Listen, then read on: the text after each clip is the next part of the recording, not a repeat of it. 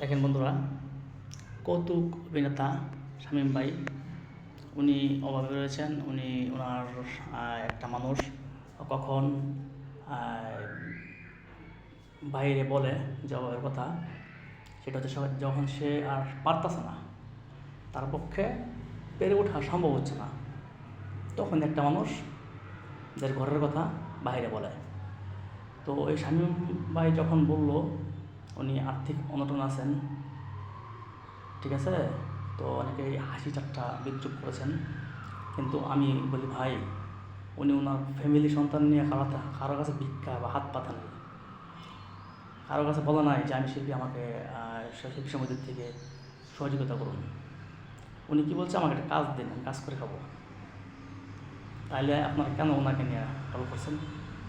আর হচ্ছে উনি ভার বলতেছে সঞ্চয় করি নাই, আজ ইনকাম করছি, খাইছি, ভাবছি কালকে তো ইনকাম হবেই, কালকে খাবো। এরকম করতে করতে ওনার জীবন পার হয়ে গেছে, এখন উনি বুঝতেছে।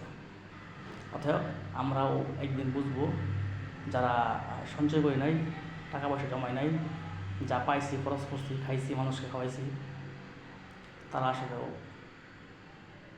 এই দিনটির কথা, শামীম ভাইয়ের কথা স্মরণ করলে তাদের মনে অনেক কষ্ট চলে আসে।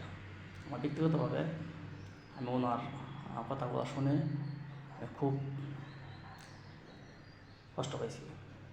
আসলে উনি কিন্তু টাকা কম ইনকাম করে নাই, কম কামায় নাই, কিন্তু উনি বলে গেছেন যে আমি সঞ্চয় করি নাই, আজকে ইনকাম করছি, খাইছি, কালকে ইনকাম করছি, খাইছি, পরশু দিন ইনকাম হবে, কিন্তু ভাগ্যের কি নির্মম পরিহাস, ইনকাম হয় নাই।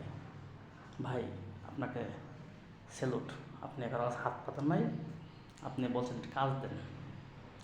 কে বললো না বললো জানি না, কিন্তু ভাই আমি আল্লাহর কাছে দোয়া করি, আল্লাহ তাআলা আপনার রিজিকের ফয়সালা করে দেন, ইনশাআল্লাহ আপনি ভালো কিছু করতে পারবেন।